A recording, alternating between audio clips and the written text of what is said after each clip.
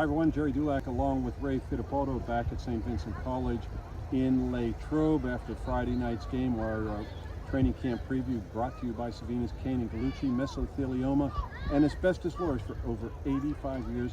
Call them now for a free consultation. And Ray, let's start with Troy Fautanu, the Steelers' #1 pick. Injured his knee Friday night and lost to the Texans. Had a kind of a rough start, allowing a couple sacks. But I've been told his knee is okay. He's going to miss a couple weeks, so that takes him out of the rest of the preseason. And we'll see what happens. Whatever progress he was making, or whatever timetable they had. I don't know they had a hard and fast one to get him into the starting lineup, because at some point they're going to. That's at least been delayed for now. Yeah, and you would think, Gerry, by him missing the final 2 preseason games, that starting the season opener in Atlanta might be out of the question. You never know.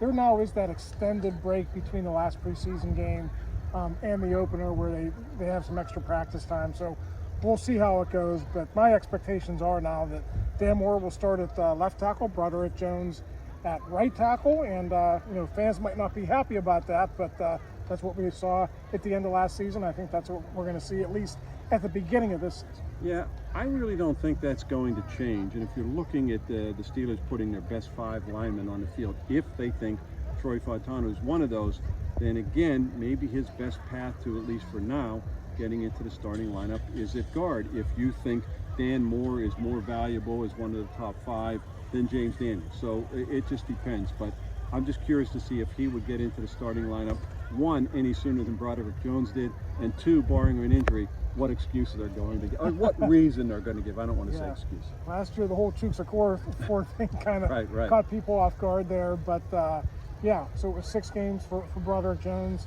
until he got in there. I've said all along it's a different situation with Fautanu because he had more starting experience and because he was older. But I think this latest injury now sets him back a little bit. I think it's going to be tough for him to get there by week 1. We saw the 2 center exchanges go awry the other day. I'll be honest, I didn't go back and watch them. It's a preseason game. Nate Herbig took responsibility. Justin Fields took responsibility.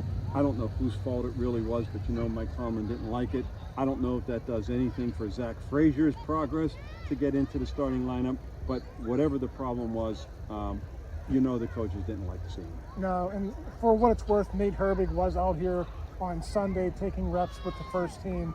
Mike Tomlin did say last week that eventually Zach Frazier is going to get his shot, so maybe we'll see that later this week, or maybe the following week before the final preseason game against the Lions. But I think for the most part, Frazier did well against the Texans. There were no fumbled exchanges. I thought he held his own out there, so that was a good sign for the Steelers' second-round pick. Well, it's funny. Nate Herbig said after the game that he had not had a fumbled exchange in all of training camp. And on one of those, first one came 4 plays in, came after that 15-yard pass to George Pickens. That kind of set that drive back because it derailed it. The funny thing is the second one occurred on the first play of the ensuing series, and they actually gained 4 yards. So I don't want to hear that it derailed their drive, but nonetheless, you don't like to see those things happen twice in 2 series. No, fans like to point out, well, what do you expect? Nate Herbig never played center before, but he's actually been pretty solid here. If you come out here and watch these practices, there's a reason he's still the starter, over Zach Frazier. So we all know it's going to happen in time. They didn't draft Zach Frazier to have him be a backup for very long, but I do give credit for Herbig for coming out here, being a pro, and holding the starting job for as long as he has. Ray, we heard Omar Khan say all during the offseason, when, you need a center, you got to draft a center, and they did take Zach Frazier on the second round. But every time that discussion came up, he said, we have Nate Herbig. So they've had confidence that he can do the job. And I'm not so sure that he won't be the starter as of right now in week 1 in Atlanta. I actually expect it. We'll see what happens. But I'm just going to assume and expect he'll be the starter in Atlanta for the first week. Well, he's their type of guy, Gerry. He's big. Right. He's tough. He likes to be physical. That's the identity that they want to have. I think Zach Frazier also has those qualities. But that experience, Nate's been in this league, 4 or 5 years now.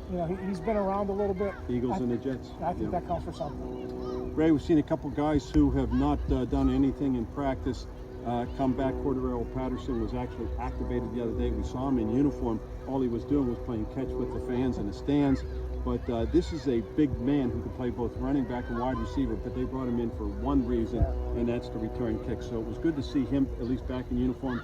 He's out on the field. And Dean Lowry, who was signed in free agency more for depth purposes as defensive lineman, he's back out there after beginning the camp on the pup list. Yeah, I don't know about you, Gerry, but that new kickoff role, what we saw from the Steelers, what I've seen from some of these other games, it's not a very exciting play. So maybe Cordarrelle Patterson, listen, they gave him a $2 million signing bonus.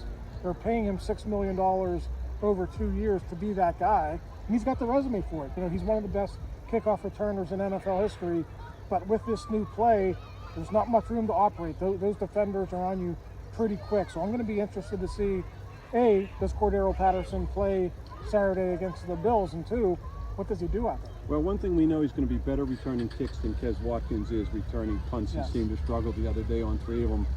Ray lacked kind of awareness and judgment as to what to do with the kicks. But when we see him on the field, I mean, this guy can be an explosive run after the catch kind of guy, but I don't expect to see him returning punts anymore. No, and they had J.R. Plumlee returning some kickoffs. Right. So they're definitely in the experimentation stage of training camp. Calvin Watkins can do it. They've got some other guys who could return punts and kicks, but for that first preseason game at least, we saw some guys who probably aren't going to be doing it during the regular season. Steelers are back on the field tomorrow morning, 10:30 practice, and then Wednesday morning, that will be the final day of training camp here at St. Vincent College in Latrobe. Fans are still welcome. They are off Tuesday, Thursday. They're scrimmaging the Beals at Acrisure Stadium. That's closed to the public. And of course, Saturday night, they're playing the Beals at Acrisure Stadium. Ray and I will be back with you tomorrow with another wrap-up here at St. Vincent College. For Ray Fittipaldo, I'm Gerry Dulac. You're watching Post-Gazette.com.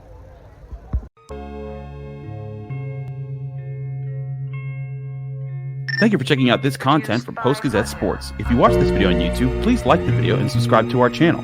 For all of the sports coverage the Post-Gazette has to offer, visit post-gazette.com.